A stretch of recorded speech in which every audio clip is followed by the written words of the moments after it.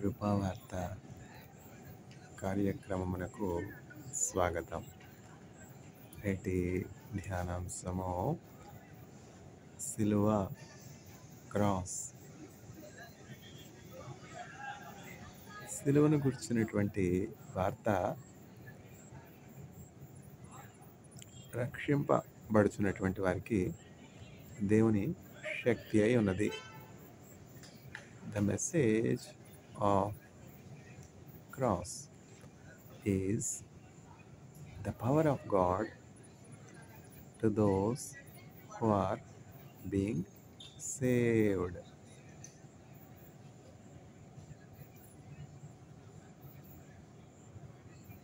Good thing is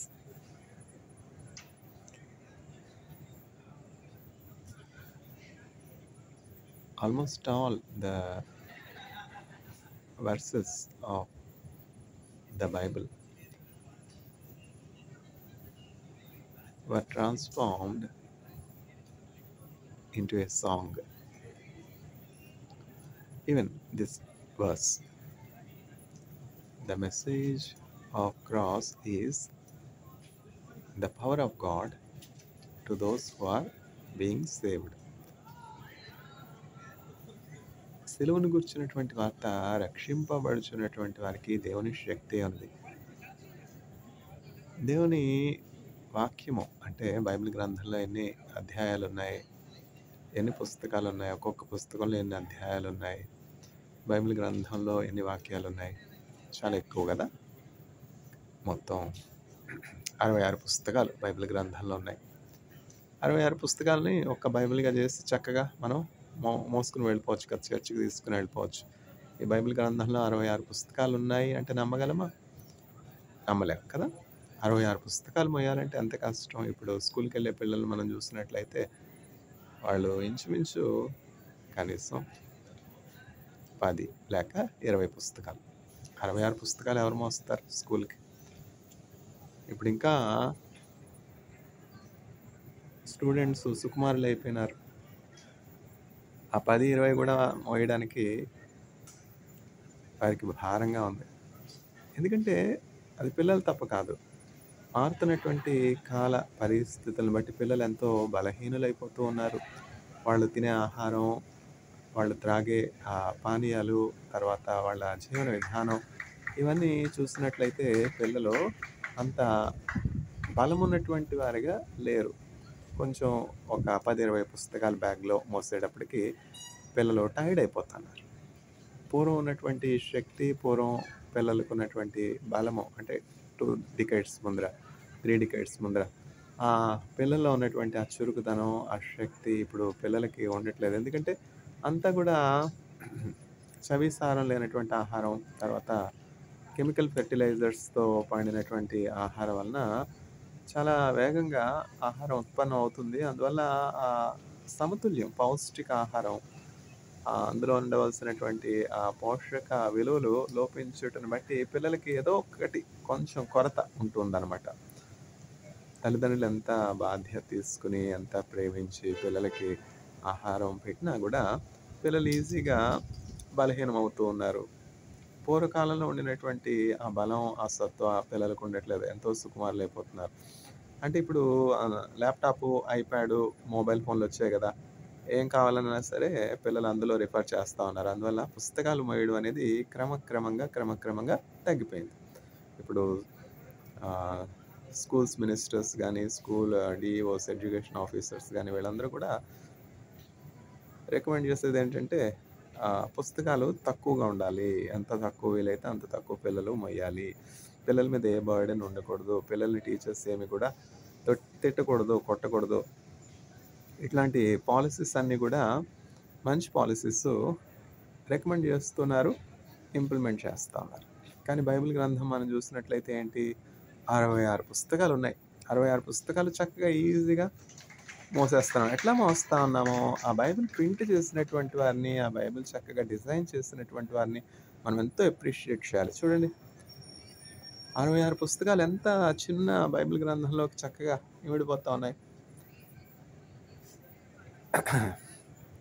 పాత నిబంధన గ్రంథంలో ఉన్నటువంటి 39 పుస్తకాలు, క్రొత్త నిబంధన గ్రంథంలో ఉన్నటువంటి 27 పుస్తకాలు, ఇవన్నీ వెరసి 66 పుస్తకాలు ఒకే ఒక బైబిల్ గ్రంథం.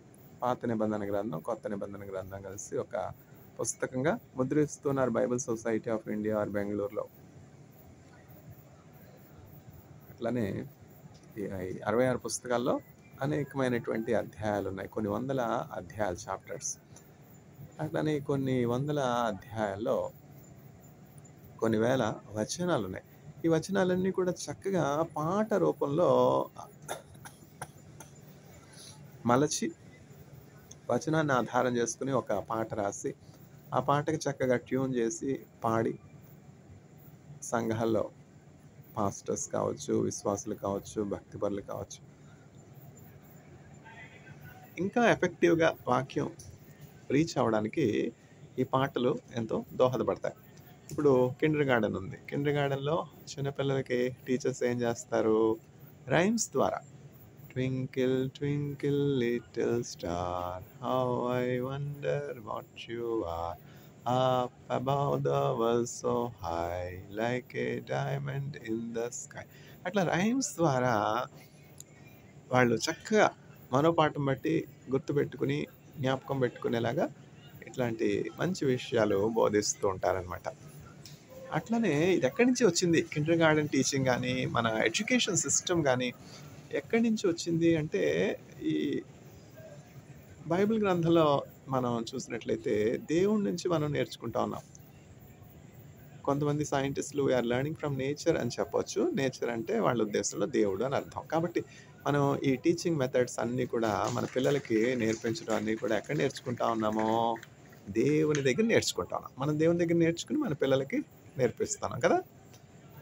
పూర్వం సృష్టి ప్రారంభంలో మనం చూసినట్లయితే సృష్టి యొక్క ప్రారంభాన్ని గురించి బైబిల్ గ్రంథంలోని మొదటి పుస్తకం ఏమిటి? ఇట్లా ప్రశ్న అడిగితే సండే స్కూల్ పిల్లలు వెంటనే చేతి ఆది కాండము అని చెప్తారు. సండే స్కూల్ టీచర్స్ చాలా ధన్యులు. ఎందుకంటే వాళ్ళు పిల్లలకి తమ భవిష్యత్తులో ఉపయోగకరమైనటువంటి శిక్షణ ఇస్తున్నారు. బైబిల్ సండే స్కూల్ టీచర్స్కి జీతభత్యాలు ఏమి ఉండవు.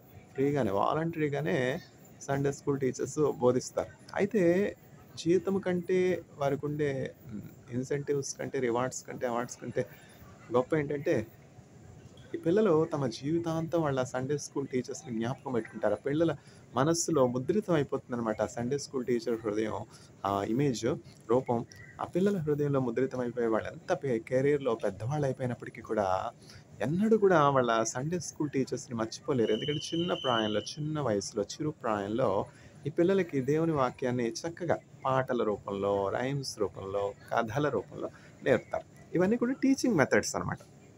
మాంటిసోరీ టీచింగ్ అంటాం కదా. మాంటిసోరీ టీచింగ్, కిండర్ గార్డెన్, వీటన్నింటిలో కూడా ఎఫెక్టివ్ మెథడ్స్ ఆఫ్ టీచింగ్ ఏంటంటే, ఒక వాక్యం టెక్స్ట్లో కంటే చక్కగా ఒక పాట రూపంలో, లేకపోతే ఒక రైమ్ రూపంలో, లేకపోతే ఒక కథ రూపంలో, లేకపోతే ఒక ఇమేజ్, ఒక డ్రాయింగ్ రూపంలో చూపించగలిగితే అది పిల్లలకు ఎంతో చక్కగా ఎఫెక్టివ్గా రీచ్ అవుతుంది. ఇవన్నీ కూడా సండే స్కూల్ టీచర్స్ ఉపయోగించే మెథడ్స్ అనమాట. సండే స్కూల్ టీచర్సే కాదు, పాఠశాలలో ఎక్కడైనా కూడా గవర్నమెంట్ స్కూల్స్ ఉన్నాయి. గవర్నమెంట్ స్కూల్స్లో 1 నుంచి 5 తరగతులు ప్రైమరీ స్కూల్ కదా. ఇందులో టీచర్స్ పిల్లలకి బోధించేటప్పుడు దేన్ని ఉపయోగిస్తారు? ఆ, అమ్మ, ఆ, ఆవు అన్నప్పుడు అమ్మ బొమ్మ చూపిస్తారు. అన్నప్పుడు ఆవు బొమ్మ చూపిస్తారు. అట్లా ఇమేజెస్ ఉపయోగించి ఇవన్నీ మనం ఎక్కడ నేర్చుకున్నామో అంటే ఆధారం దేవుని దగ్గర నేర్చుకున్నాం. ఎందుకంటే మొదట ఆదాముకు అవ్వకు తల్లిదండ్రులు ఎవరు? దేవుడే కదా. ఇప్పుడంటే మనకి చక్కగా ఫ్యామిలీ సిస్టమ్ ఇచ్చారు. తల్లి, తండ్రి, తర్వాత బంధువులు, తర్వాత ఇట్లా పిల్లలు, ఇట్లా. పూర్వం అయితే పెద్ద కుటుంబాలు ఉండేవన్నమాట. కంబైన్డ్ ఫ్యామిలీస్ ఉండేవి. కంబైన్డ్ ఫ్యామిలీస్ ఉండడం వల్ల ఇంకా ఇన్ఫర్మేషన్ ఎఫెక్టివ్గా కమ్యూనికేట్ అయ్యేది. జూయిష్ పీపుల్ ఉన్నట్లయితే ఎట్లా అంటే, కంబైన్డ్ ఫ్యామిలీస్గా ఉండరు. తల్లిదండ్రులు ఒక చోట ఉంటారు, పిల్లలందరూ వేరు వేరు ప్రాంతాల్లో ఉంటారు, చదువు రీత్యా కానీ, ఉద్యోగ రీత్యా కానీ. అయితే వాళ్ళలో ఉన్నటువంటి ప్రత్యేకత లేకపోతే వైవిధ్యం, ముఖ్యాంశం లేకపోతే ఇంపార్టెంట్ విషయం ఏంటంటే, సబ్బాత్ సమయానికి ఎక్కడ ఉండినప్పటికీ కూడా ఆ ఫ్యామిలీ మెంబర్స్ అందరూ కూడా ఒక రూఫ్ కిందకు వచ్చేస్తారు. ఫాదరు, మదరు, తర్వాత పిల్లలు, తర్వాత వాళ్ళ గ్రాండ్ పేరెంట్సు ఎక్కడెక్కడ ఉండినప్పటికీ ఆహ్, ఒకే ప్రాంతానికి చక్కగా వచ్చి చేరుకుంటారు. వీకెండ్ గదా! షబ్బాత్ అంటే ఏమిటి? వీకెండ్ అనమాట. ఇప్పుడు ఈ రోమన్ గవర్నమెంట్ వచ్చి వీకెండ్‌ని సాటర్‌డేని తీసేసి సండేగా పెట్టింది. ఎవరు ఏ గవర్నమెంట్ ఎట్లాగో పాలిసీస్ మార్చినా, ఆ పురాతన క్రమాన్ని మార్చనిది ఎవరు అంటే ఇజ్రాయేలీలు, యూదులు. ఈ రోమన్ గవర్నమెంట్ యొక్క రెగ్యులేషన్సు, పాలిసీసు, రికమెండేషన్సు, ప్రెషర్సు, అథారిటీ ఇవన్నీ కూడా ప్రపంచ దేశంలోని అన్ని దేశాల మీద ఉండును గాక. కానీ ఇజ్రాయెల్ మీద ఏమి చెల్లవు. ఎందుకంటే ఇజ్రాయెలు అంగీకరించరు గదా! మీరు చెప్పేది. మాకు వాక్యానికి విరోధముగా ఉన్నది. షబ్బాత్ అంటే సాటర్‌డే, సండే గాదు. మా విశ్రాంతి దినం సాటర్‌డే. మేము ఆ సండే వర్కింగ్ డేగా పెట్టుకుంటాం అని జెప్పి హెబ్రీయులు ఏం జేస్తారంటే ఆదివారం వాళ్ళకి ఫస్ట్ వర్కింగ్ డే అంట. అయితే వీరి యొక్క విధానాలు, వీరి యొక్క వర్కింగ్ స్టైలు, లైఫ్ స్టైలు అన్నీ భిన్నంగా ఉన్నాయే, వ్యత్యాసంగా ఉన్నాయే అని వాళ్ళ మీద పగబట్టి, వాళ్ళకి కీడు జేయాలి, హాని చేయాలి అనుకున్నటువంటి మనుష్యులు గూడా ఉన్నారు. వాళ్ళేమి ఎవరికీ కీడు జేయల. వాళ్ళేం జేశారంటే, మా దేవుని దగ్గర మేము నేర్చుకున్నది ఏమిటి అంటే, విశ్రాంతి దినం సాటర్‌డే. అందువల్ల మేము సాటర్‌డే సెలవు తీసుకుంటాం. ఆదివారం వచ్చి, ఆదివారం, సోమవారం, మంగళవారం, బుధవారం, గురువారం, శుక్రవారం వచ్చి వర్క్ చేస్తాం అని జెప్పి రోమన్ గవర్నమెంట్ ఏమన్నా పెట్టుకొని మేము మార్చం. ఆ city on 7 hills A policy అన్నా పెట్టుకోనండి. వాళ్ళు ఏం తిననివ్వండి, వాళ్ళ లైఫ్ స్టైల్ ఎట్లా ఉండనివ్వండి అది మాకు అనవసరం. మేము బైబిల్ ప్రకారం వెళ్ళిపోతాం అని చెప్పి ఆ ఇజ్రాయేలు ప్రజలు అట్లా ఉన్నారనమాట. వాక్యమును యాకోబుకు తెలియజేసిన వాడని, వాక్యమును యాకోబుకు తెలియజేసిన వాడని, ఏ జనమునకిలాగునా చేసి ఉండలేదని దేవునికి స్తోత్రము గానము చేయుటయే మంచిది. మనమందరము స్తుతి గానము చేయుటయే మంచిది. యెరూషలేము యెహోవాను, సీయోను నీ దేవుని. యెరూషలేము యెహోవాను, సీయోను నీ దేవుని. కీర్తించుము, కొనియాడుము, ఆనందించు వాడని దేవునికి స్తోత్రము గానము చేయుటయే మంచిది. మనమందరము స్తుతి గానము చేయుటయే మంచిది. గుండె చెదరిన వారిని బాగు చేయువాడని, గుండె చెదరిన వారిని బాగు చేయువాడని, వారి గాయములన్నీయో కట్టుచున్న వాడని దేవునికి స్తోత్రము గానము చేయుటయే మంచిది. మనమందరము స్తుతి గానము చేయుటయే మంచిది. నక్షత్రముల సంఖ్యను ఆయనే నియమించెను, నక్షత్రముల సంఖ్యను ఆయనే నియమించెను.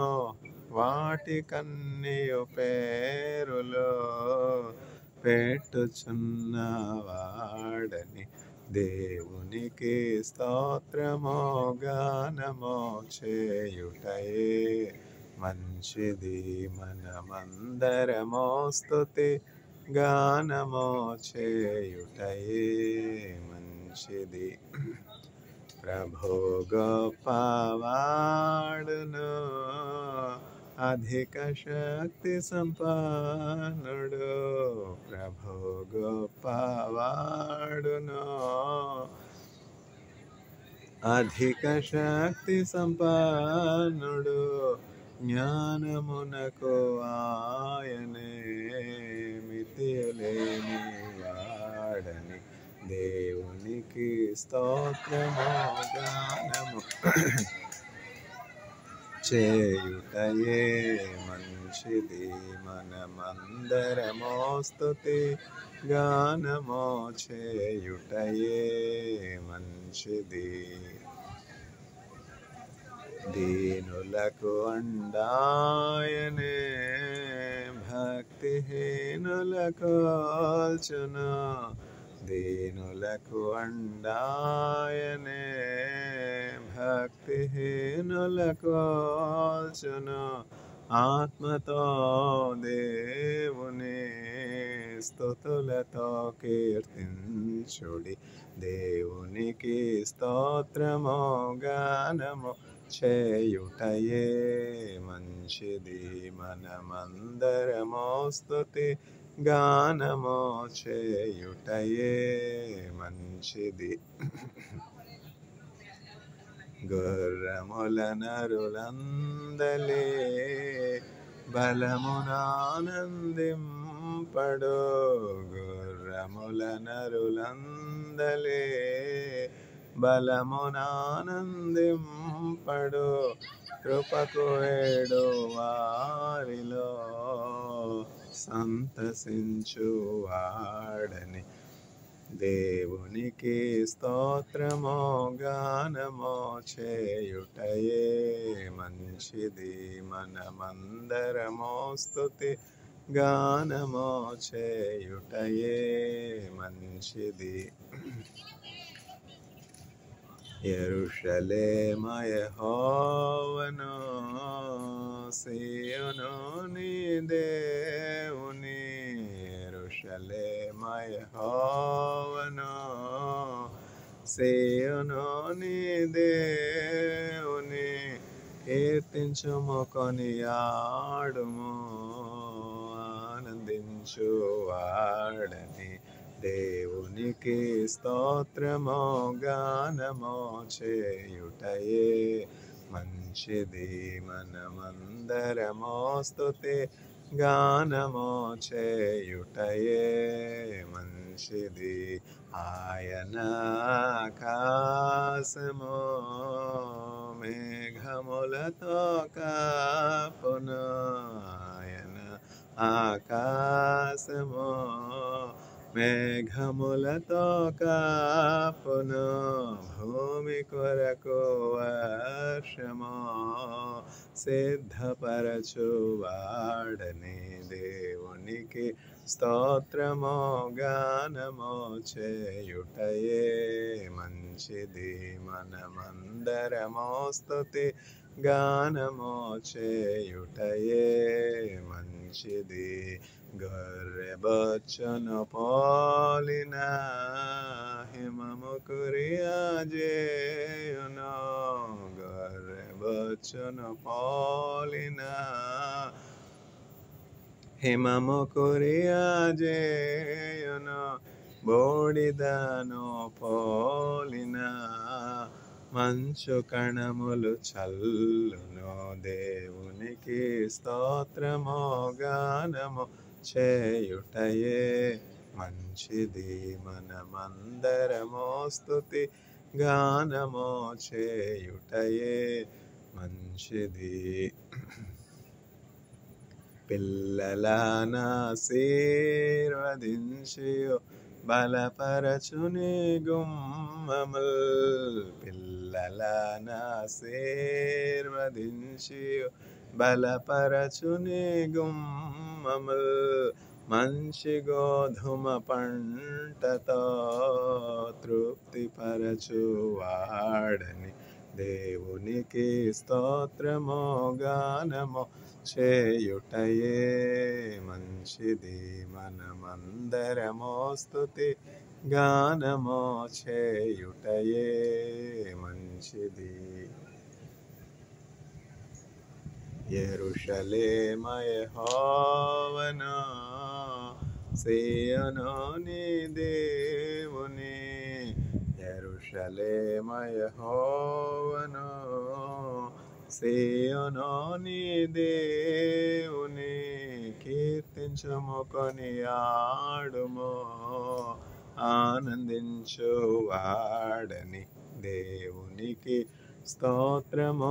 గానము చేయుటయే మంచిది, మనమందరము స్తుతి గానము చేయుటయే మంచిది. కీర్తనల గ్రంథం 147వ అధ్యాయం. కీర్తనల గ్రంథం బైబిల్ గ్రంథంలో ఉన్నటువంటి పుస్తకాలన్నింటిలోకి అతిపెద్ద పుస్తకం. బైబిల్ గ్రంథంలో ఉన్నటువంటి పుస్తకాలన్నింటిలో ఏ పుస్తకంలో ఎక్కువ అధ్యాయాలు ఉన్నాయి అంటే కీర్తనల గ్రంథంలో అని చెప్తారు. కీర్తనల గ్రంథం ఎవరు రాశారు అంటే దావీదు అని చెప్తారు. కానీ ఆ 150 అధ్యాయాలు దావీదు రాయలేదు, కానీ అందులో చాలా మట్టుకు దావీదు రచించారు. తదుపరి మోషే, తదుపరి ఇంకా ఆసాపు, ఇంకా అట్లాంటి భక్తిపరులు కోరహు కుమారులు రాసినటువంటి కీర్తనలు కూడా ఉన్నాయి. సైన్యములకు అధిపతి యొగు యెహోవా, నీ నివాస స్థలములు ఎంత రమ్యములు, నీ మందిరావరణం చూడవలెనని, నీ మందిరావరణమును చూడవలెనని నా ప్రాణము ఆశగొనుచున్నది, దప్పిగొనుచున్నది. మన ఆశ ఏమిటి, మన దప్పిక ఏమిటి? దేవుని మందిరమును చూడాలి, దేవుని మందిరమును చూడాలి అన్న ఆశ కోరహు కుమారులకు ఉంది. కోరహు చెడ్డవాడే, అయితే కోరహు యొక్క బిడ్డలు, అందువల్ల తల్లిదండ్రుల యొక్క గుణగణాలు పిల్లలు పునిపుచ్చుకుంటారు అనేది వాస్తవం కాదు. ఎక్కడి నుంచి వచ్చాయో ఈ గుణగణాలు, మంచి లక్షణాలు కోరహు కుమారులకి అబ్బాయి. కాబట్టి సహజంగా చెట్టు చెడ్డదైతే ఫలాలు కూడా చెడ్డగానే ఉంటాయి కదా. చెడ్డ చెట్టు నుంచి మంచి ఫలాలు ఎక్కడి నుంచి వస్తాయి? నజరేతులో నుంచి మంచిదేమన్నా రాగలదా, నజరేతులో నుండి మంచి ఏదైనా రాగలదా అని నతానీయులు ఎందుకన్నాడు? వేప చెట్టులో మామిడి పళ్ళు దొరుకుతాయా? వేప చెట్టు దగ్గర నేరేడు పళ్ళు ఉంటాయా? వేప చెట్టు కింద కూర్చొని జపం చేస్తే నేరేడు పళ్ళు వస్తాయా? రాదు కదా. మామిడి పండ్లు మామిడి చెట్టు నుంచే వస్తాయి. అట్లా దానిమ్మ పండ్లు దానిమ్మ చెట్టు నుంచి వస్తాయి. ఈ పళ్ళు చెట్లు గురించి చెప్పుకుంటూ ఉంటే నాకు ఇజ్రాయెల్ జ్ఞాపకం వస్తుంది. ఇజ్రాయెల్ ఫలభరితమైనటువంటి దేశం. మౌడవారినా सर आप कहाँ से पढ़ा रहे हैं, क्या पढ़ा रहे हैं, हमें कुछ समझ में नहीं आ रहे हैं అంటారు నా స్టూడెంట్స్. అంటే మీరు ఏం బోధిస్తున్నారో ఏం చెప్తున్నారో మాకేం అర్థం కావట్లేదు అంటారు. అంటే ఏంటంటే పిల్లలు కదా, వాళ్ళు అర్థం చేసుకోవడానికి కొంత టైం పడుతుంది. ఇప్పుడు నాకు ఫేజ్ రూల్ ఒక్కటి తెలుస్తుందంటే ఆ ఫేజ్ రూల్ ఒక్కదాని గురించే చెప్తాను. కానీ ఆ ఫేజ్ రూల్ కెమికల్ ఈక్విలిబ్రియాతో ఎట్లా కనెక్ట్ అయి ఉన్నది, ఆ ఫేజ్ రూల్ యొక్క అప్లికేషన్స్ మెటలర్జీలో ఎట్లా ఉన్నాయి. ఇప్పుడు నాకు మెటలర్జీని గురించినటువంటి అవగాహన, కెమికల్ ఈక్విలిబ్రియం గురించిన అవగాహన, మెటీరియల్ సైన్స్ని గురించినటువంటి అవగాహన ఉన్నట్లయితే ఫేజ్ రూల్లో F = C - P+2 అని మాత్రమే కాకుండా అంతకుమించి ఇంకా అంటే మెటలర్జీలో ఉన్నటువంటి అప్లికేషన్స్, తర్వాత కెమికల్ ఈక్విలిబ్రియా, కెమికల్ కైనెటిక్స్, తర్వాత ఇంకా other branches of science connect చేసుకుంటూ, రీసెర్చ్ని ఇంక్లూడ్ చేసుకుంటూ, రీసెర్చ్ అడ్వాన్సెస్ని ఇంక్లూడ్ చేసుకుంటూ చెప్తాను. అందువల్ల ఏం జరుగుతుందంటే పిల్లలు ఆ కనెక్షను, లింకు కనెక్ట్ చేసుకోవడానికి, అర్థం చేసుకోవడానికి వాళ్ళకి చాలా సంవత్సరాలు పడుతుందన్నమాట. Some people will be ahead of time, what can we do. అట్లా ఇప్పుడు నేను వాక్యం బోధించేటప్పుడు కూడా ఒక చోటు నుంచి ఒక చోటుకి, ఒక చోటు నుంచి ఒక చోటుకి వెళ్ళినప్పటికీ చివరికి ప్రారంభం ఏంటి అన్నది మర్చిపోను. ప్రారంభం ఏంటంటే సిలువ. ఈ సిలువను గుర్చినటువంటి వార్త నశించుచున్నటువంటి వారికి వెరితనంగా ఉన్నది. చాలామంది యేసుక్రీస్తు ప్రభుని పిచ్చివాడు అన్నారు, వెర్రివాడు అన్నారు, పాపం వలన పుట్టినటువంటి వాడు అన్నారు. అట్లా అనడం వలన యేసుక్రీస్తు ప్రభు ఎంత మాత్రము కూడా నిరాశకు చోటు ఇవ్వలేదు, నిస్పృహకు చోటు ఇవ్వలేదు, కృంగిపోలేదు. ఆయన ఎందు నిమిత్తం వచ్చారో ఆ కార్యం సంపూర్ణం చేయట ఆపివేయలేదు. మనమైతే ఏంటి, ఏమైనా నెగిటివ్ ఫీడ్బ్యాక్ వస్తే, ఎవరైనా మనల్ని తప్పుగా అర్థం చేసుకుంటే, లేకపోతే ఎవరైనా వాళ్ళ మనస్సులో మన పట్ల ఉన్నటువంటి విరోధ భావాన్ని వ్యక్తం చేస్తే మనం తట్టుకోలేమన్నమాట. వెంటనే రియాక్ట్ అవుతాం. మనం కంటిన్యూ చేసే ఆ వర్క్ స్టాప్ చేసేస్తాం. నెహెమ్యా అట్లానే గోడ కడతా ఉన్నాడు.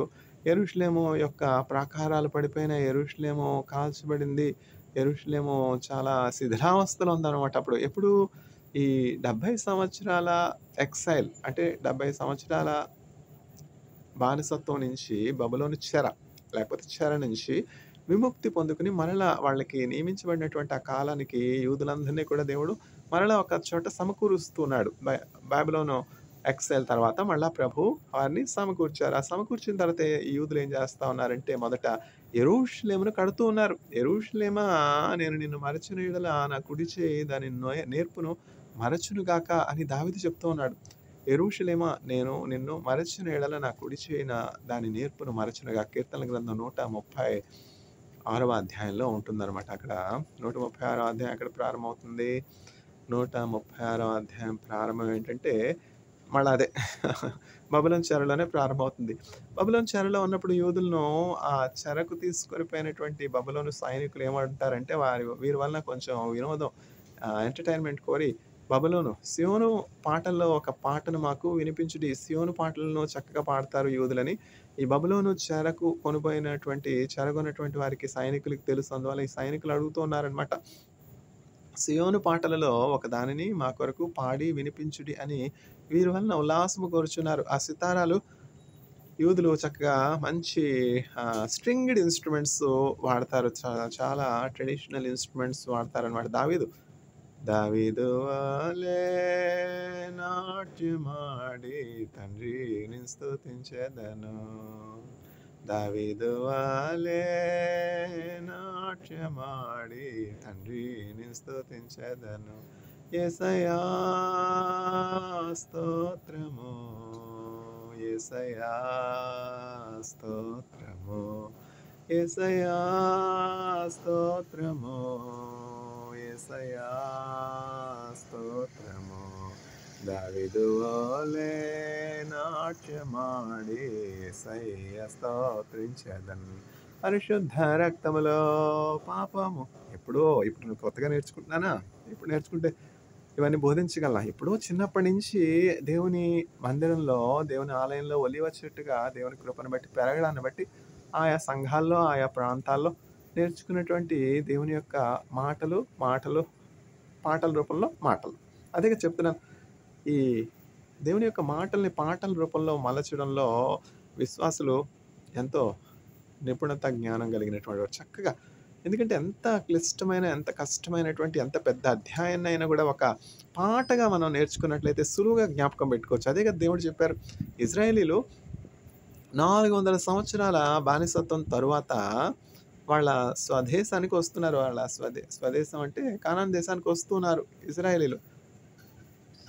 చాలా స్వల్ప జనముగా వెళ్ళారు. ఈ 70 మంది ఇంచుమించు 70 మంది కానాను దేశం నుంచి ఐగుప్తునకు వెళ్ళారు. వలసపోయినారు. అప్పుడు క్షామం కలిగినప్పుడు, కరువు కలిగినప్పుడు, క్షామం కలిగినప్పుడు పోషణ నిమిత్తము, బ్రతుకుట నిమిత్తము ఎక్కడి నుంచి ఎక్కడికి వెళ్ళిపోయారు? కానాను దేశం నుంచి యాకోబు యొక్క సంతతి అనుకోండి. ఇంచుమించు 70 మంది ఎక్కడికెళ్ళారు? ఐగుప్తు వెళ్ళిపోయినారు.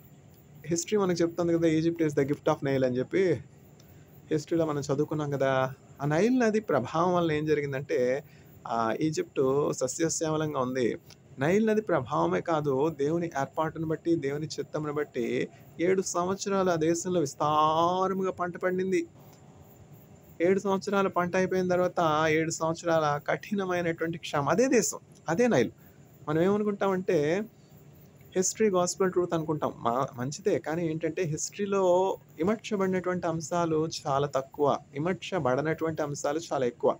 కాబట్టి ఇక్కడ మనం ఏం నేర్చుకుంటామనంటే ఈజిప్ట్ గిఫ్ట్ ఆఫ్ నైలే. కానీ ఆ నైలు నది ఉన్నటువంటి దేశంలో కూడా క్షామము కలిగింది. అది ఎక్కడ నేర్చుకున్నాం మనం హిస్టరీలో? నేర్చుకోలేదు కదా! బైబిల్ గ్రంథం ఒక హిస్టారికల్ డాక్యుమెంట్ అనమాట. అందుకని మన పిల్లలకి ఒక క్రైస్తవ మతాన్ని బోధించే పుస్తకంగా మాత్రమే కాకుండా చారిత్రాత్మకమైనటువంటి సత్యాల్ని, తర్వాత ఏ సమయంలో, ఏ పరిస్థితుల్లో, ఏ సమస్యల్లో ఎటువంటి నిర్ణయాలు తీసుకోవాలి అనే విషయాల్ని, తర్వాత కార్యదక్షత, తల్లిదండ్రుల పట్ల విధేయత, ఒక క్రమమైనటువంటి డిసిప్లిన్డ్ లైఫ్ స్టైల్ అలవర్చుకోవడానికి కూడా బైబిల్ గ్రంథం చాలా ఉపయోగపడుతుందనమాట.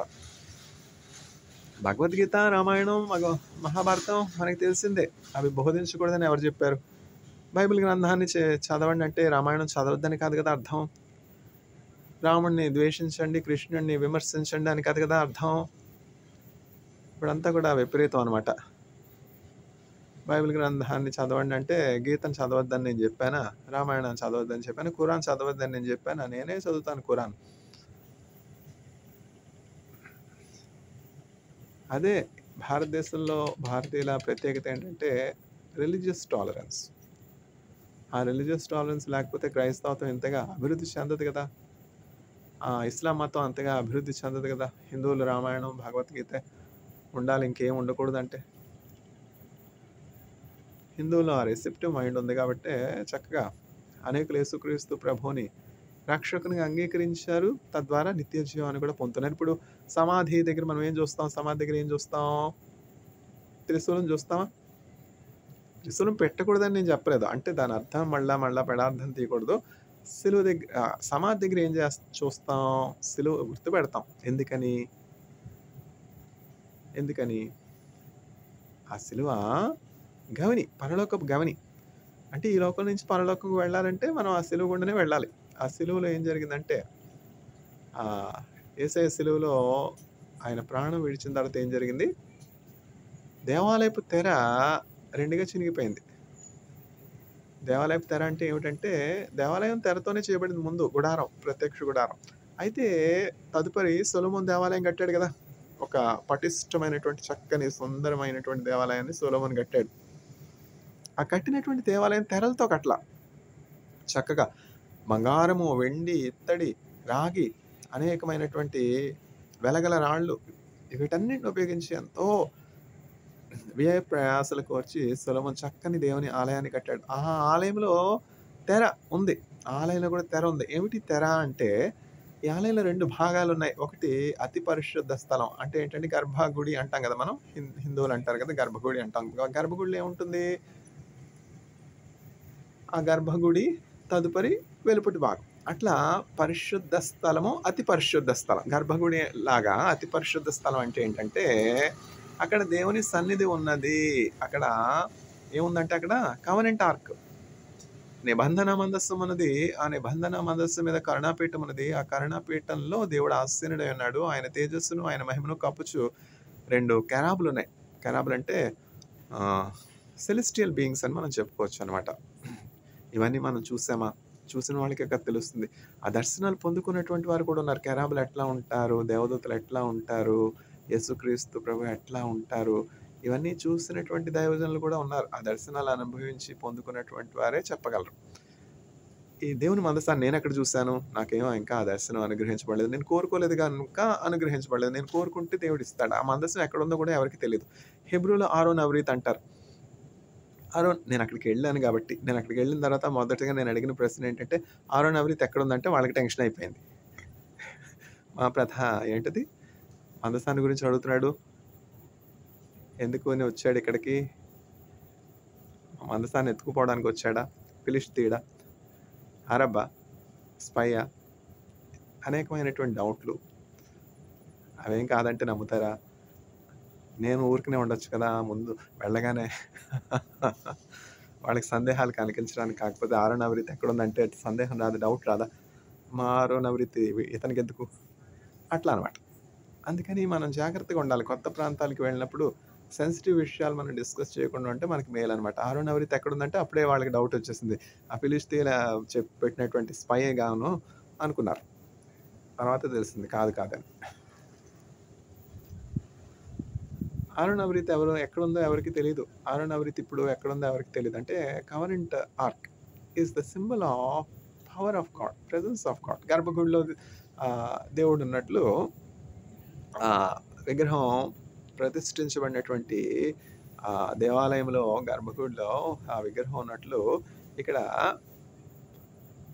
అతి పరిశుద్ధ స్థలంలో దేవుని సన్నిధి ఉన్నది. అయితే వ్యత్యాసం ఏంటంటే ఇక్కడ జీవము గల దేవుడు, మాట్లాడే దేవుడు ఉన్నాడు. ఇక్కడ మాట్లాడుతున్నాడు దేవుడు అక్కడ. అతి పరిశుద్ధ స్థలంలో నుంచి సొలొమోను, సమూయేలు అని దేవుడు స్వరం వినబడుతూ ఉన్నది సమూయేలుకి. ఆ సమూయేలు నిద్రలో లేచాడు. పాపం చిన్నపిల్లవాడు కదా! అయితే చిన్న ప్రాయంలోనే సమూయేలు యొక్క తల్లి ఏం చేసిందంటే కృతజ్ఞతతో దేవునికి సమర్పించేసింది ఆ బిడ్డను. పాలు విడిచిన తర్వాత చనుపాలు విడిచినటువంటి ఆ బిడ్డను తీసుకొచ్చి ఎక్కడ అప్పగించింది? దేవుని ఆలయంలో ప్రధాన యాజకుడిగా ఉన్నటువంటి ఏలీకి అప్పగించి పౌరోహిత్యాన్ని ఇవ్వాలి అని చెప్పి తన కొడుకు ఇంకా దేవునికి పౌరోహిత్యం చేయాలి అని చెప్పి పౌరోహిత్యం కొరకు అర్పించేస్తుందనమాట హన్న. ఎందుకని? హన్న గొడ్రాలుగా ఉన్నప్పుడు ఆమె యొక్క సవితి ఆమెను ఎంతగానో చిన్నచూపు చూసేది. హన్న యొక్క భర్త చాలా ఉత్తముడిగా ఉన్నాడు, ఎల్కానా. అయితే హన్న భర్త యొక్క ఇంకొక భార్య వచ్చి ఆమెకు పిల్లలు ఉండుటను బట్టి హన్నాకు పిల్లలు లేకపోవడాన్ని బట్టి మొదటి భార్య అయినటువంటి హన్నాను ఎంతో అవమానించడం, తృణీకరించడం, గాయపరచడం చేస్తుండేది. అందువల్ల హన్న మనోవిచారం కలిగి బాధ కలిగి ఉన్నది. చూసారా ఎక్కడి నుంచి ఎక్కడికి వెళ్ళిపోయామో సిలువ నుంచి తర్వాత పాత నిబంధన గ్రంథంలో ఎక్కడుంది గుడారం? దేవుని యొక్క మందస్సు ఉన్నటువంటి గుడారం ఎక్కడుంది? షిలోహులో ఉన్నది. షిలోహు నుంచి ఎక్కడికి వచ్చేసింది? దేవుని ఆలయం యెరూషలేములోనికి వచ్చేసింది అనమాట. యెరూషలేములో సొలొమోను కాలంలో ఆ మందస్సాన్ని దావీదు యెరూషలేం తీసుకొచ్చాడు షిలోహులోంచి. అక్కడ ఒక స్టోరీ ఉంది. షిలోహులో నుంచి యెరూషలేంకి ఆ మందస్సును తీసుకొచ్చే సమయంలో ఏం జరిగిందంటే ఆహ్, ఎవరు కూడా ఆ మందసాన్ని ముట్టుకోవడానికి వీల్లేదు గదా! దేవుడు చెప్పినట్లు ఆవుల బండి మీద తీసుకొస్తా ఉన్నారు. ఎడ్ల బండి మీద తీసుకొస్తా ఉన్నారు మందసాన్ని. ఎడ్ల బండి మీద తీసుకొస్తా ఉన్న సమయంలో ఎద్దు కాలు తప్పటడుగు పడి మందస్సము పడిపోయే సమయంలో ఒకానొక సైనికుడు సైనికుడు కాదు, పౌరోహిత్యంలో ఉన్నటువంటి సమూహంలో ఉన్నటువంటి ఒక వ్యక్తి కహాతీయుడు. పౌరోహిత్యం చేసే వాళ్ళలో కూడా మనకి తెగలుంటాయి గదా! అనేకమైనటువంటి ఏముంటాయి? గోత్రాలుంటాయి గదా! అట్లా ఈ కహాతు గోత్రీకులు ఉన్నారు. అహరోను లేవి గోత్రీకులున్నారు. లేవి గోత్రీకుల్లోకి వస్తారు ఈ కహాతీయులు గూడా. అయితే కహాతీయుల పనేంటంటే వాళ్ళు చక్కగా మందస్సము కవర్ చేయబడిన తర్వాత వాళ్ళు మందస్సం వాళ్ళ భుజాన పెట్టుకొని మోయాలే గానీ, ఆ మందసాన్ని చూడడం గానీ, ముట్టుకోవడం గానీ చేయకూడదు. ఈ కహాతీయులు ఏం చేశాడంటే ఒకతను ఆ మందస్సం పడిపోతుందేమో, నేనే గదా ఆధారం. నేను లేకపోతే దేవునికి వేరే గత్యంతరం ఏముంది? దేవుడిని నేనే రక్షించాలి అన్న ఉద్దేశంతో చేయి చాచి మందసాన్ని ముట్టుకోబోతే చచ్చిపోయాడు, కాలిపోయాడు. అట్లా దేవుడి అతి పరిశుద్ధ స్థలాల్ని మనం ఎంత మాత్రం గూడా అపరిశుద్ధపరచకూడదు. దేవుడు పరిశుద్ధుడు. దేవుని మందస్సాన్ని ముట్టుకుందామా అని మంచి ఉద్దేశమే, పడిపోకుండా ముట్టుకుందాం అనుకున్నాడు. అయితే అది ఆజ్ఞాతిక్రమే గదా! దేవునిని మనం కాపాడాలా? దేవుని ఇల్లుని మనం కాపాడాలా? చర్చిని మనం కాపాడాలా? మనం నేనేదో దేవునికి గొప్ప పరిచర్య చేసేస్తున్నాను, దేవుని సేవా భారాన్ని నేనే మోస్తా ఉన్నాను, నేను లేకపోతే సువార్త జరగదు, నేను లేకపోతే యేసయ్యని గురించి ఎవరు తెలుసుకోరు అని అనుకోవడం అంటే భ్రమ. అదంతా కూడా గర్వం. మనం ఉన్నా లేకపోయినా యేసుక్రీస్తు ప్రభు సువార్త ఆగిపోదు. మీరు ఈ పిల్లలు మౌనంగా ఉన్నట్లయితే దేవుణ్ణి స్తుతించకపోతే ఈ రాళ్ళు దేవుణ్ణి మహింపరుస్తాయి, స్తుతిస్తాయి అని యేసుక్రీస్తు ప్రభు చెప్పారు కదా! ఈ రాళ్ళు తర్వాత చారిత్రక కట్టడాలు ఇవే దేవుని గురించి సాక్ష్యం ఇస్తా ఉన్నాయి కదా! ఇప్పుడు సమూయేలు షిలోహులోని ఆ గుడారంలో ఉన్నప్పుడు ఆ మందసం దగ్గర నుంచి ఒక స్వరం వినబడతా ఉంది. సమూయేలు, సమూయేలు అని చెప్పి వినబడతా ఉంటే సమూయేలు ఏమనుకున్నాడు? ఆ రాత్రి ఆ గుడారంలో ఎవరు లేరు. ఎవరున్నారు? సమూయేలు చిన్న బిడ్డోడున్నాడు. తర్వాత ఏలీ ప్రధాన యాజకుడున్నాడు. ఇప్పుడు పిల్లలు తల్లిదండ్రులు విడిచి ఎక్కడ ఉంటా ఉన్నారు? బెంగ, తర్వాత జ్వరాలు, తర్వాత అనేక రకాలైనటువంటి చీకులు, చింతలు. అట్లాంటిదేం లేదు. చనుపాలు విడిచినటువంటి బిడ్డను చిన్నప్పుడే తీసుకొని వచ్చి ఇచ్చేయడం వల్ల ఆ బిడ్డకి తల్లితో ఎక్కువ సంబంధం ఏర్పడలేదు. హన్నాతో ఎక్కువ సంబంధం ఏర్పడలేదు. ఇప్పుడు ఏలీయే సమూయేలుకి తల్లిగా, తండ్రిగా ఉండి పెంచాడు. ఏలీ తల్లిగా, తండ్రిగా ఉండి సమూయేలుని పెంచడాన్ని బట్టి ఆ సమూయేలు ఏలీతో ఒక అనుబంధం ఏర్పడింది. స్వరం వింటూ ఉన్నాడు సమూయేలు, సమూయేలు అని పిలుస్తుంటే ఏంటి స్వరం వినబడుతుంది? ఎవరు లేరు. ఆహా! ఏలీ నన్ను పిలుచుంటారని చెప్పి ప్రధాన యాజకుడైనటువంటి ఏలీ దగ్గరికి రాత్రిలో వెళ్ళి, అయ్యా చిత్తము నీ సేవకుడు ఆహ్, ఏం ఏం చేయమంటారు అని చెప్పి ప్రధాన యాజకుడిని అడుగుతున్నాడు. నాయనా సమూయేలు, నేను నిన్ను పిలవలేదు, నువ్వు వెళ్ళి పండుకో అని చెప్పి చెప్తాడు. పండుకుంటాడు. మళ్ళా సమూయేలు, సమూయేలు అని స్వరం. ఎక్కడి నుంచి? మందసం దగ్గర నుంచి. అక్కడ ఎవరున్నారు? దేవుడు, జీవముగల దేవుడు. ఈ గర్భగుడిలో ఉన్నటువంటి ఈ అతి పరిశుద్ధ స్థలంలో ఉన్నటువంటి ఎలోహెం ఏల్ ఇజ్రాయెల్, ఇజ్రాయెల్ పరిశుద్ధ దేవుడు, యేసుక్రీస్తు ప్రభు జీవముగల దేవుడు, మాట్లాడే దేవుడు. ఈ మాట్లాడే దేవుడు మాట్లాడుతున్నాడు. కానీ ఆ దినాల్లో దేవుని యొక్క స్వరం వినపడుట బహు అరుదు. దేవుడు మాట్లాడుట బహు అరుదు. దేవుడు మౌని అయిపోయాడు. ఎందుకంటే ఆయన చెప్పిన మాట ఎవరు వింటా ఉన్నారు? వినకపోతే ఎందుకు మాట్లాడాలి అని చెప్పి దేవుడు మాట్లాడకుండా ఊరుకున్నాడు. దేవుడు కానటువంటి వాళ్ళకి దేవుని రూపం పెడితే, తండ్రి కాని వాడిని తండ్రి అని పిలిస్తే, భర్త కాని వాడిని భర్త అని పిలిస్తే కోపం రాదా? పిలుచుకో, ఏమైంది? నేను నమ్మేసిందే వాళ్ళు కదా, పిలుచుకో, ఏమైంది? నాకేమైనా నష్టమా? నాకే భారం లేదు. నువ్వు గర్భిణిగా ఉన్నప్పుడు హాస్పిటల్లో నిన్ను కాచింది ఎవరు, చూచింది ఎవరు, హాస్పిటల్ బిల్లు కట్టింది ఎవరు? నీచులు. లోకుల నిందలు నీచుల బాణములు ఎన్నియు నాపై పడినేమి, ఏది ఎట్లుండినను వర్షించు దైవ కృప. నీచులు, కృతజ్ఞత లేనివారు.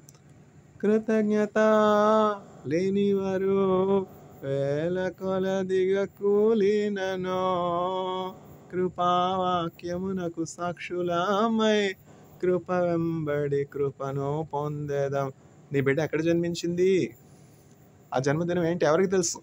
నీచులు, తండ్రి కాని వాళ్ళకి తండ్రితనం ఆపాదించేది, భ్రష్టులు. మిమ్మల్ని బట్టియే కదా నా నామ అన్యజనుల్లో దూషించబడుచున్నది. அப்படியா மாப்பிள்ளை என்ன சொல்கிறாங்க? அப்படியா, அவருடைய அம்மா பார்த்து வீடியோ கலெக்ட் பண்ண சொல்லியிருக்கீங்க, கலெக்ட் பண்ணியிருக்கீங்களா? నీచులు, మిస్గైడెన్స్. ఇదా నువ్వు ఇచ్చే శిక్షణ? నీచుడా, భ్రష్టుడా, మంచాన్ని పట్టిపోతావు. కోరహ ఏమయ్యాడు? దేవుడి నుంచి అగ్ని వచ్చింది. దేవుడి నుంచి ఉగ్రత రావడాన్ని బట్టి భూమి నెరవేర్చి ఆ కోరాహుతో ఉన్నటువంటి టీంను మింగేసింది. అహరోను కుమారులు ఇద్దరు ఏమైనారు? దేవుని అగ్ని వచ్చి కాల్చేసింది. భ్రష్టులారా, దేవునితోనే ఆటలు.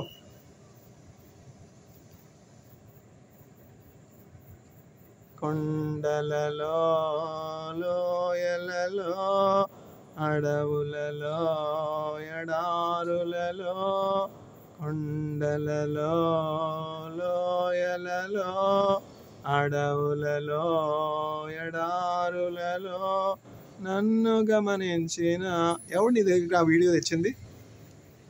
ఎవరు మసిపూసి మారేడికాయ చేసింది? ఎవరు నందిని పందన్నది? నందిని పందని 1000 మంది అంటారు. నమ్మడం నమ్మకపోవడం నీ వివేకాన్ని బట్టి ఆధారపడి ఉంటుంది. సిగ్గుమాలని జనులారా, రండి మన వివాదం తీర్చుకుందాం. ఎవరి మీద మీరు పోలీస్ కేసులు పెడుతున్నారు? పాతాళం వేవరి అంతమో. ఆ బిడ్డ ఎక్కడ జన్మించింది? ఎప్పుడు జన్మించింది? ఆ బిడ్డకి తండ్రి ఎవరు? ఆ బిడ్డ జన్మించినప్పుడు నువ్వు ఉన్నావా? నీచుడా, వీడియో తీసుకుని వెళ్ళి భ్రష్టురాలను పాడు చేయడానికి.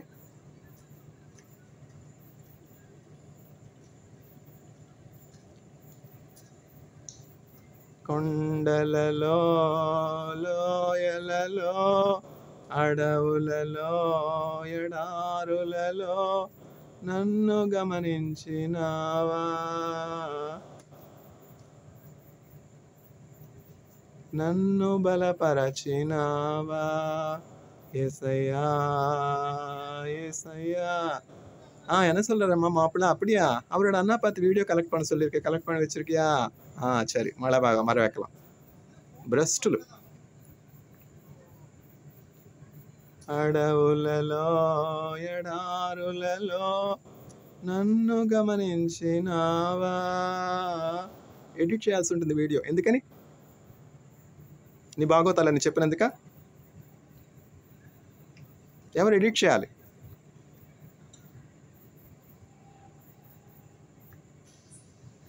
దురదృష్టవులు కదా, సత్యాన్ని విని గ్రహించి అర్థం చేసుకుని దిద్దుకోలేరు. పాతాళం వేవరి అంతమో.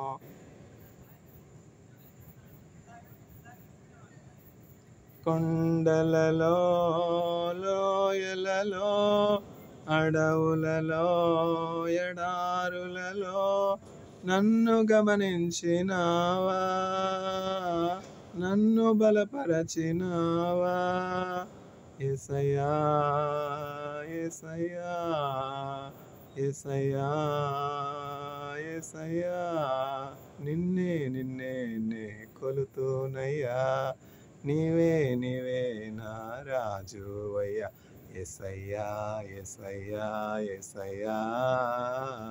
ఆత్మీయులే నన్ను అవమానించగా, ఆత్మీయులే నన్ను అవమానించగా, అన్యులే నన్ను అపహాసించగా, అండ నీవైతివయ్యా, నా కొండ నీవే యేసయ్యా. యేసయ్యా యేసయ్యా యేసయ్యా యేసయ్యా. నిన్నే నిన్నే నే కొలుతోనయ్యా. నీవే నీవే నా రాజువయ్యా. యేసయ్యా యేసయ్యా యేసయ్యా. వంచన వంతెన ఒరిగిన భారాన, పొసగక విసిగిన విసిరే కెరటాన, కలల కడ తీర్చినావా, నీ వలలో నన్ను మోసినావా, కలల కడ తీర్చినావా, నీ వలలో నన్ను మోసినావా. యేసయ్యా యేసయ్యా యేసయ్యా యేసయ్యా. నిన్నే నిన్నే నే కొలుతోనయ్యా. నీవే నీవే నా రాజువయ్యా. యేసయ్యా యేసయ్యా యేసయ్యా. మరణ ఛాయలలో మెరసిన నీ ప్రేమ, నలిగిన బ్రతుకున కురిసిన నీ కృప. మరణ ఛాయలలో మెరసిన నీ ప్రేమ, నలిగిన బ్రతుకున కురిసిన నీ కృప. నన్ను బలపరచెనయ్యా, నిన్నే ఘనపరతునయ్యా. యేసయ్యా యేసయ్యా యేసయ్యా యేసయ్యా. నిన్నే నిన్నే నే కొలుతోనయ్యా. నీవే నీవే నా రాజువయ్యా. యేసయ్యా యేసయ్యా యేసయ్యా యేసయ్యా యేసయ్యా యేసయ్యా యేసయ్యా యేసయ్యా యేసయ్యా యేసయ్యా యేసయ్యా. సిలువ, cross. There are many enemies to the cross. Enemies. ఎందుకు ఎనిమిజం? ఎందుకు ఇదొక ఇజం? మళ్ళా ఎందుకు శత్రుత్వం? Many are enemies to the cross because their destiny is hell. Those that hate cross, they are making friendship with death, because cross is the way to life. I am the way, I am the truth, I am the life. When Christ was crucified on the cross, the curtain was torn into two. Means the holy place and the most holy place. Now the most holy place is accessible to all the sinners. Until then, the most holy place is covered with the curtain. No access to the most holy place. Even the high priest is allowed to go into the most holy place once in a year. That too with special ritual services with the blood of the slain lamb. The high priest can enter into the most holy place on the other side of the curtain. But soon after the crucifixion of Jesus Christ, the curtain separating the most holy place and the holy place was torn into two. And now we do have the access to the throne of grace of God, all of us, through the torn out body of Jesus Christ. This is the mystery of cross. We who are without God, we Gentiles, were once without God. But through the crucifixion of Christ on cross, the barrier separating the Jews and the Gentiles is broken, and all the heavenly blessings of Jewish people became accessible to extended to all the Gentiles. Now we do have the promises. Now we do have the anointment of Holy Spirit. Now we do have eternal life. The moment we close our eyes on this planet Earth, we do have the hope that we cross the sea and land in the other side of the river where there is the celestial city Zion, and we live for eternity.